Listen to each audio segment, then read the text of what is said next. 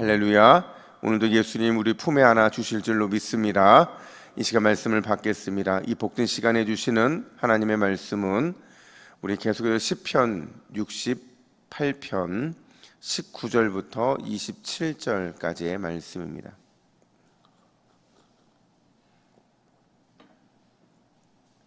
시편 68편 19절부터 27절까지의 말씀, 소망 되시는 주님이라는 제목으로 오늘 말씀을 받겠습니다.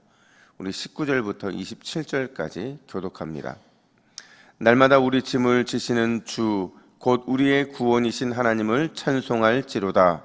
하나님은 우리에게 구원의 하나님이시라. 사망에서 벗어남은 주 여호와로 말미암거니와 그의 원수들의 머리 곧 죄를 짓고 다니는 자의 정수리는 하나님이 쳐서 깨트르시리로다. 주께서 말씀하시기를 내가 그들을 바산에서 돌아오게 하며 바다 깊은 곳에서 도로 나오게 하고 내가 그들을 심히 치고 그들의 피에 내 발을 잠그게 하며 내 집의 개의 혀로 내 원수들에게서 제 분깃을 얻게 하리라 하시도다. 하나님이여 그들이 주께서 행한 행차하심을 보았으니 곧 나의 하나님 나의 왕이 성소로 행차하시는 것이라. 소고치는 처녀들 중에서 노래 부르는 자들은 앞서고 악기를 연주하는 자들은 뒤따르나이다. 이스라엘의 구원에서 나온 너희여 대회 중에 하나님 곧 주를 송축할지어다. 함께 읽습니다. 거기에는 그들을 주관하는 작은 베냐민과 유다의 고관과 그들의 무리와 스불론의 고관과 납달리의 고관이 있도다. 아멘. 여러분, 우리의 삶에는 참 많은 짐이 있어요. 그쵸? 생각해보면 정말 많은 짐들이 있는데 우리가 보통 어떤 짐을 지냐면 걱정과 근심의 짐을 지고 살아갑니다. 또 질병의 짐도 지고 살아가고요. 또 그로 인해 고초를 당하는 짐도 짊어지고 살아가고 경제적인 어려움, 관계와 갈등의 짐, 심지어 인생의 성취와 성공의 짐, 이 많은 짐들을 우리는 짊어지고 살아가죠.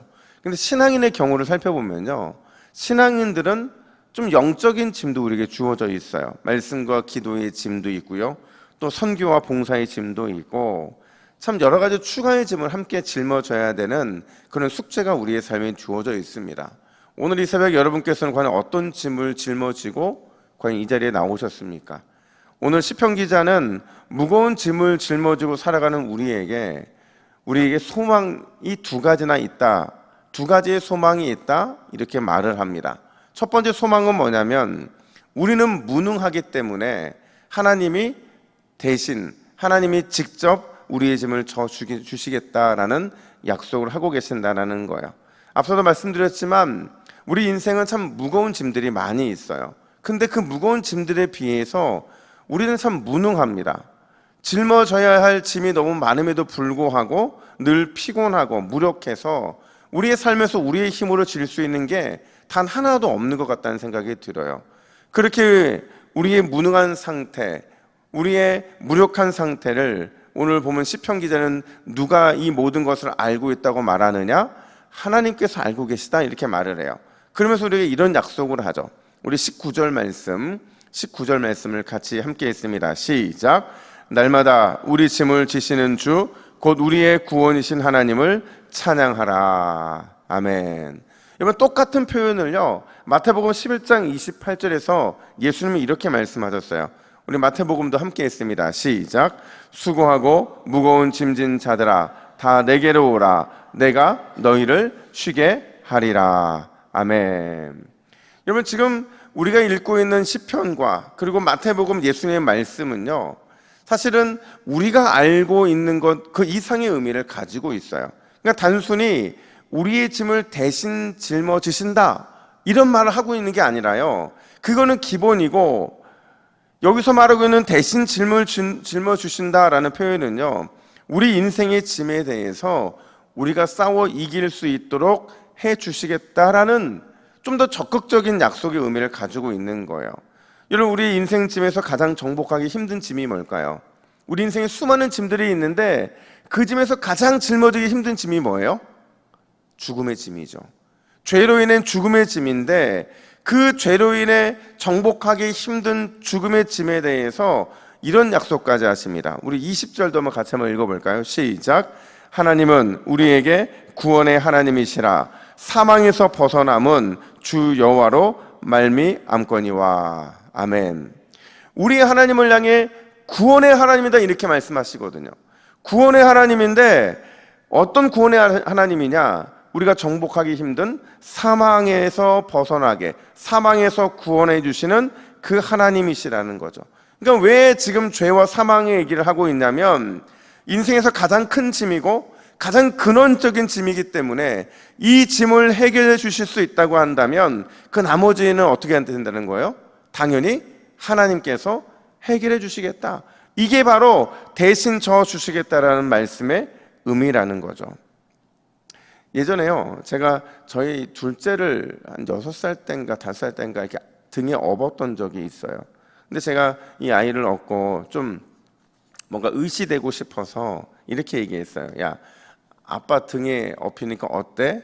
그러니까 얘가 또 약간 무뚝뚝하잖아요. 그래서 대답을 안 하는 거예요. 그래서 제가 이렇게 얘기했어요. 아빠 등 넓지? 그랬더니 얘가 하는 얘기가 당연히 넓지 이러는 거예요.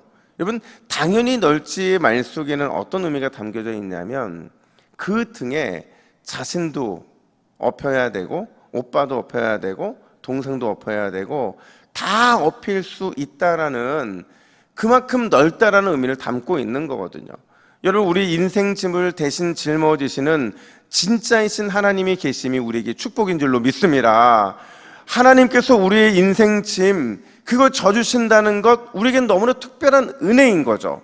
그럼 여러분, 왜 하나님은 우리를 위해 대신 짐을 짊어주시겠다고 말씀하시는 걸까? 그 이유는요, 저와 여러분들을 너무나도 사랑하시기 때문에 그런 거죠. 사랑 때문에 우리를 늘 업어주시고, 사랑 때문에 늘 우리 곁에서 함께 해주시고, 우리 인생의 짐으로 힘들어하고 낭망할 때 언제든지 빌려줄 어깨를 가지고 계신 분, 그분이 바로 우리의 짐을 짊어지시는 우리 주 예수 그리스도, 그분이신 줄로 믿습니다. 오늘 새벽에 그분을 의지하고 그분을 신뢰하고 모든 짐 마음껏 맡기시는 우리 모든 주님의 새벽 기도자들 되시기를 예수님의 이름으로 축복합니다. 뿐만 아니라 두 번째로, 오늘 시편 기자 다윗은요, 우리가 예배할 때 하나님의 승리의 기쁨이 내 기쁨이 된다 이렇게 말을 해요. 우리 24절 말씀을 같이 한번 읽어볼까요? 24절입니다. 시작. 하나님이여, 그들이 주께서 행하심을 보았으니 곧 나의 하나님, 나의 왕의 성소로 행차하시는 것이라. 아멘. 여러분, 다윗은요, 하나님의 위대한 승리가 우리에게 어떻게 오고 있는지를 상상해요. 그의 거룩한 상상의 현장은 어디냐? 그 하나님의 기쁨이 우리에게 임하는 거룩한 그 장소는 바로 우리가 읽었던 24절에 보면 성소였다 이렇게 말을 해요. 하나님을 예배하는 곳, 그곳에서 우리가 예배할 때 우리의 모든 인생 짐을 이기고 승리하신 하나님의 기쁨이 우리에게 넘치게 된다라는 것을 말해주고 있는 거죠. 여러분, 예배가 뭡니까? 예배는 말씀을 듣는 것인 줄로 믿습니다.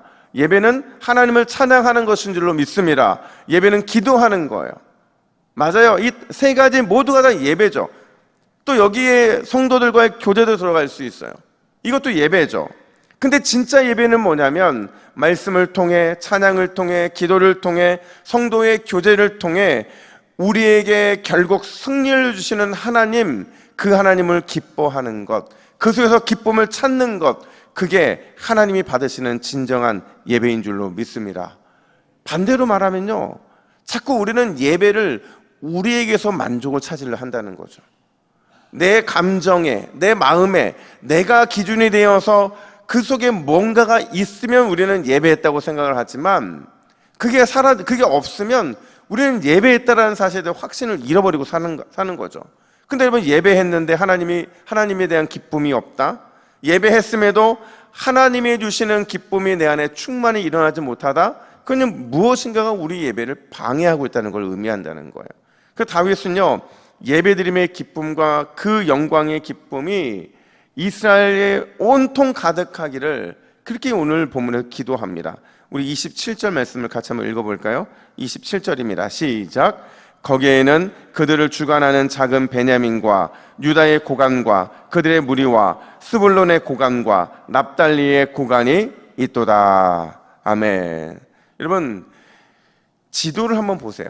왜 시편 기자가 베냐민과 유다, 스불론과 납달리를 말하느냐? 잘 보이세요?